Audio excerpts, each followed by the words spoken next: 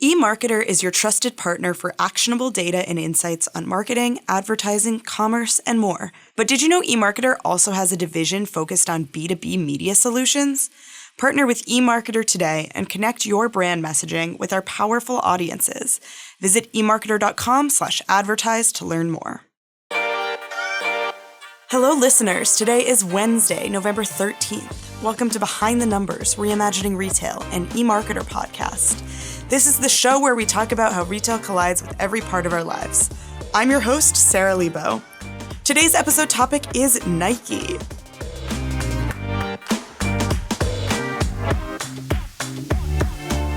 Before we start talking about that company, let's meet today's guests, my company. Joining me for today's episode, we have two of our analysts. Up first, it's Zach Stambor. Hey, Zach. Hey, Sarah. Also with us is Rachel Wolff. Hi, Rachel. Hey, thanks for having me. Okay, let's jump into Nike. Based on how many ads I see for Nike all the time, it feels like Nike is still ubiquitous, still healthy, but they're not doing that well. Most recently, they reported some not too great earnings. Zach, can you kick me off with giving me like a state of Nike right now? Yeah, so Nike is big. It's still a big company, but it is struggling quite a bit. Its stock is down 30% year to date. Its revenue in Q1 was down about 9%. Its reputation has taken a hit recently in the RepTrak reputation ranking. It dropped 7 points between August and September. And it's had like a number of just kind of missteps. The board voted against a proposal to address potential human rights violations throughout its supply chain. It fought to pay legal fees incurred by Lontex, which is a Pennsylvania sporting goods company that won a suit against Nike for stealing its trademark technology. And so it's just kind of in a rut. Yeah, and all of this comes around the same time as they're replacing their CEO, John Donahue. Well, they go hand in hand. It's not surprising they are replacing their CEO as a result of the position that they find themselves in. So if each of you had to sort of assign why Nike isn't doing that great to like a pie of reasons, like 50% this, 30% that, what would each of you sort of lump into that pie? Rachel, you go first. Sure. So I think the bulk of it, I'm going to say 50%, is just their failure to innovate, right? They really pulled back on product development and basically just decided to, keep pumping out as many Jordans and Air Force Ones as possible, rather than finding new ways to bring in consumers. And they've also just been really slow to market. So even when they do come out with new innovations, it takes forever to get into the market. And there are so many other competitors at this point that, they're just able to grab those sales before Nike can. So I think that, for me is the biggest reason for why they are where they are. Number two, I would say maybe 30% is their ill-timed D2C push. So pulling away from wholesale and reducing, just the visibility at key partners like Foot Locker, which really created an opening for these new upstarts like On and Hoka and even Adidas to just, take share from Nike. And then the last bit, like the last 20%, I would say is just poor leadership, right? That part of the reasons for the other two failures, I suppose, is just because, they had somebody who maybe didn't have as much fashion experience, was more focused on just leaning into areas where they were already successful and not so much about finding new ways to reach consumers. Yeah. Zach, any ingredients you would add or remove or substitute from that pie? So I have the same ingredients in different proportions. And I just kind of throw in the leadership piece into the D2C strategy. So I guess it's kind of sort of similar.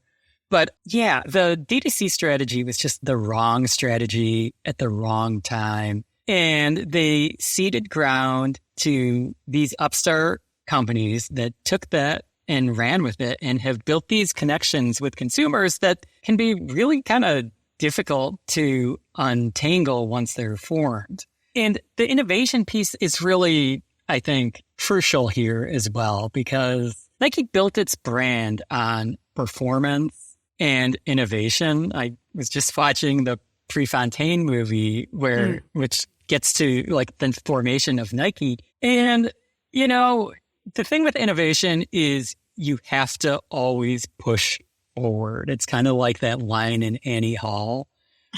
Relationship is like a shark, it has to constantly move forward or it dies. Same thing with innovation, because as soon as you stop moving the ball forward, you're enabling somebody else or some other company to move in and grab that ball. Zach, you're batting 400 with these sports puns. And that's in the running world in particular. That's what happened is Nike burst out of the gate with carbon plate shoes. And then everybody else caught up. Mm-hmm. And Nike has just been slow to push out the next big thing. And even during the Olympics, when they did roll out some new whiz-bang technology, that technology is still not in stores. So that gets to the slowness to market, which is the other issue that they've faced. Yeah, I mean, during the Olympics, Nike was everywhere, including outfitting the athletes. They had all sorts of ads, which continue now. They had a massive deal with WNBA rookie Caitlin Clark. Why isn't Nike seeing all of these things pay off? Yeah, I mean, that's exactly it, right? You can't buy any of that stuff in the store. So even if you get excited about seeing it on an athlete, you can't really do anything with that excitement until next year or whenever, Nike will eventually get those products into stores. It's so absurd to me to be marketing a product that people can't buy. It is. It's crazy. There's like not much more to say about that. Yeah. I mean, how can Nike stay relevant against these oncoming entrants, your Hoka, your On Running, and also legacy companies like Adidas? So I think it starts with performance, like actually finding new technology that resonates with athletes. So in the performance space, like lean in heavily. In the fashion space, which is the other area that we've only sort of touched upon, it's don't be complacent. Mm-hmm. Like fashion trends come and go. And so if you keep doing the same thing, people get bored with it and they'll move on to the next thing. Yeah, I think that's exactly right. I mean, my unofficial smell test is when I go to the gym, I look at what people are wearing. And over the past couple of years, it's been, much less Nike and much more, Adidas, Hoka, On, those kinds of brands. So I think, they have to figure out how do you recapture people's attention and get them interested in buying Nike again, and to sort of reformulate themselves as a fashion brand, which they've struggled with over the past year or so. My what shoes should I buy strategy, which probably isn't great for a fashion brand or a sports brand, is I ask the nurses I know what they're wearing, because the nurses always have the most comfortable, most durable shoes. Get your shoes back on store shelves as well. I mean, that's the other piece is, again, to go back to the running category, because that's the category I focus on just the most because I'm a runner. When you go to a running store, they don't have Nikes. And so when you want to try out the shoes, you've got to try out their shoes and then either go to a Nike store or order Nike shoes online and see how those compare to the shoes that you bought or tried on in the store. And that's just not a process that most people are going to engage in. Yeah, that's like how couch D2Cs work, which is a totally different way of shopping. And even that doesn't necessarily work great for like couch D2Cs. So it's a wild strategy. How do those competitors compare to Nike? Yeah, they're all doing pretty well, whereas Nike is not. Brooks Running, which is a privately held company, but released its Q3 results, hit $1 billion in revenue through the first 3 quarters of the year for the first time ever. Hoka's sales were up 28% in fiscal year 24. On Running hit $2 billion in revenues last year, and through the first 6 months of this year are up 29%. Skechers Q3 revenue was up about 16%, and through the first 3 quarters is up 12%. New Balance is up 23%. So they're all doing really well, whereas Nike is just not. So clearly the outlier here. Yeah. So it's not a category problem. It's a Nike problem. Yeah. Okay, so let's imagine you are Nike's new CEO, Elliott Hill, which, by the way, Elliott Hill started at Nike in the 90s as an intern, now as CEO. You're Elliott Hill. What would you focus on for Nike? I think it's more of what we've been saying, right? You have to rebuild connections with wholesalers and get your products back on store shelves. I think they also have a lot of work to do with the customer experience, as like the process of going to a Nike store in and of itself is not a pleasant experience. I mean, at least that's how I feel. So I think, they have a lot to do. If they are focused on growing their D2C business, that's an area that they also have to invest in. Yeah, I think they should experiment with the store experience and try out some different types of store formats, which is something we've seen many, many retailers embark upon.